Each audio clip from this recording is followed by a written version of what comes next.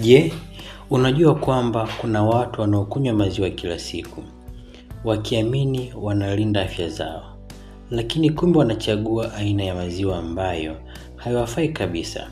Na je, unajua kwamba maziwa ambayo watu wengi huyadharau yanaweza kuwa na virutubisho vingi zaidi kuliko yale yanayotumika kila siku? Kwa miaka mingi tumefundishwa kwamba maziwa ya ng'ombe ndiyo bora zaidi, lakini je, ni kweli? Je, maziwa ya mbuzi ni bora kuliko ya ng'ombe? Je, maziwa ya ngamia ndiyo siri ya afya bora ambayo watu wengi hawajaigundua? Na je, maziwa ya mimea kama soya almond yanaweza kushindana na maziwa asilia? Leo tutachambua kila aina ya maziwa kwa undani mkubwa sana, na mwishowe video hii itajibu kitu kifuatacho. Kwanza, maziwa bora kwa watoto, maziwa bora kwa wazee, maziwa bora kwa mifupa, maziwa bora kwa kinga ya mwili, na maziwa bora kabisa kwa afya kwa ujumla. Hakikisha hutoki mpaka mwisho, kwa sababu nafasi ya kwanza inaweza kushangaza zaidi. Utakuwa nami Daktari Lenny Komba nikikuletea mada hii kwa undani. Kwa nini binadamu hunywa maziwa? Kabla hatujaangalia aina mbalimbali za maziwa, ni muhimu kuelewa kwa nini maziwa ni sehemu muhimu ya lishe. Tangu zamani sana, maziwa yamekuwa yakitumika kama chakula kamili kwa sababu yana mchanganyiko wa virutubisho vinavyohitajika na mwili. Ndani ya glasi moja ya maziwa unaweza kupata protini, calcium, potassium, phosphorus, vitamini mbalimbali na mafuta muhimu. Hii ndio sababu watoto wanaokua huhitaji virutubisho hivi ili kujenga mifupa, meno na misuli. Lakini hapa ndipo watu wengi wanapokosea. Wanafikiri maziwa yote yanafanana. Ukweli ni kwamba tofauti ya aina moja ya maziwa na nyingine inaweza kuwa kubwa sana. Maziwa ya ng'ombe tunaita malkia wa soko. Maziwa ya ng'ombe ndiyo yanayotumiwa zaidi duniani. Ukitembea karibu kila nchi duniani utayakuta. Lakini je, umaarufu wake unamaanisha ndiyo bora zaidi? Faida zake ni nyingi. Yana protini bora zinazosaidia kujenga misuli. Yana calcium nyingi inayosaidia mifupa. Yana vitamini B12 muhimu kwa mfumo wa neva. Yanaweza kusaidia ukuaji wa watoto. Lakini kuna jambo ambalo wengi hawajui.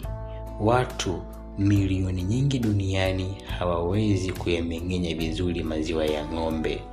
Badala ya kunywa hupata gesi, kuvimbiwa tumbo, kuharisha, maumivu ya tumbo. Tatizo hili linaitwa kutovumiliwa kwa lactose, yani lactose intolerance. Kwa hiyo, ingawa ni maziwa mazuri, lakini si kila mtu yanamfaa na wengi hawalijui. Tuangalie na aina zingine. Maziwa ya mbuzi, siri ambayo wengi hawajui. Sasa tuhamie kwa mshindani mkubwa wa maziwa ya ng'ombe, yani mbuzi. Kwa muda mrefu watu wengi wamekuwa wakiyachukulia kama maziwa ya kawaida sana. Lakini wataalamu wengi wa lishe wana sababu za kuyapenda. Sababu kubwa ni urahisi wa kumeng'enywa. Mafuta yaliyomo kwenye maziwa ya mbuzi ni madogo zaidi. Hii inamaanisha tumbo lina kazi rahisi ya kuyavunja. Ndiyo maana watu wengi wanaoshindwa kunywa maziwa ya ng'ombe hujikuta wakivumilia maziwa ya mbuzi bila shida. Lakini sio hivyo tu. Maziwa ya mbuzi yana madini muhimu yanayosaidia mifupa, meno na misuli. Watu wengi wanaobadilisha kutoka maziwa ya ng'ombe kwenda ya mbuzi hulipoti kupungua kwa usumbufu wa tumbo. Je, hii ina maana ni bora kuliko ya ng'ombe? Subiri kidogo, bado tujafika kwa mshindani wa mwisho. Maziwa ya ngamia, mshindani wa kushangaza. Hapa ndipo mambo yanapokuwa ya kuvutia. Kwa miaka hivi karibuni, maziwa ya ngamia yamevutia watafiti duniani kote. Kwa nini? Kwa sababu yana sifa za kipekee ambazo si rahisi kuzipata kwenye maziwa mengine. Maziwa ya ngamia yana kiwango kikubwa cha vitamin C ukilinganisha na maziwa mengine na ya mifugo mingine. Yana madini muhimu kama iron, zinc na magnesium. Virutubisho hivi vina mchango mkubwa katika kinga ya mwili. Watu wengi pia hulipoti kuwa ni rahisi kuyavumilia kuliko maziwa ya ng'ombe. Hii ndiyo sababu maziwa ya ngamia yanaitwa na baadhi ya watu dhahabu nyeupe ya jangwani. Lakini je, yanaweza kushika nafasi ya kwanza? Tutajua muda mfupi ujao. Tuangalie maziwa ya kondoo, bingwa wa nishati. Kama hujawahi kuonja maziwa ya kondoo, huenda ukashangaa kujua kwamba yana virutubisho vingi sana. Kwa kawaida yana protini nyingi zaidi, calcium nyingi, nishati nyingi zaidi. Hii ndiyo sababu hutumiwa kutengeneza baadhi ya jibini bora duniani.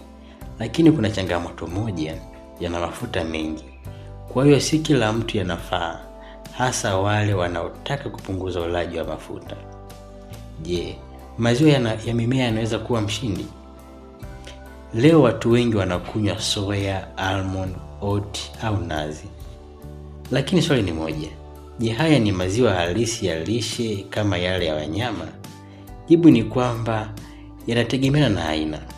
Maziwa ya soya yana protini nyingi zaidi kuliko mengi ya mimea mingine. Lakini mengi ya mimea huwa na protini kidogo kuliko maziwa ya wanyama. Hata hivyo, yanaweza kuwa mbadala mzuri kwa watu wasiopenda na wasioweza kutumia bidhaa za wanyama. Sasa, nani anashinda? Maana kila mmoja kajinadi vizuri. Sasa tufike kwenye swali gumu. Kama tungeangalia upatikanaji pekee, ng'ombe anashinda.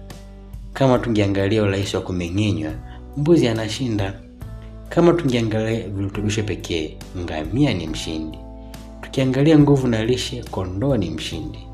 Lakini tukiangalia afya kwa ujumla kwa watu wengi, mbuzi na ngamia huonekana kuwa na faida zinazowafanya wawe juu kidogo kwa watu wengi, hasa kwa wale wenye matatizo ya tumbo na wanaotafuta virutubisho vya ziada.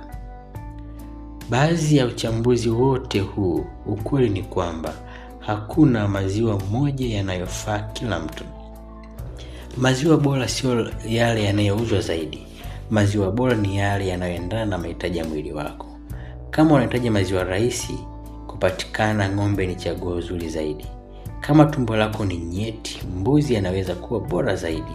Kama unatafuta virutubisho vya kipekee, ngamia ni chaguo bora kwako. Na kama unahitaji lishe yenye nguvu sana, kondoo ndiyo mshindi kwa hapo. Lakini jambo muhimu zaidi ni kunywa maziwa kama sehemu ya lishe yenye uwiano. Ulikuwa nami Daktari Lenny Komba. Nikutakie siku njema na Mungu akubariki.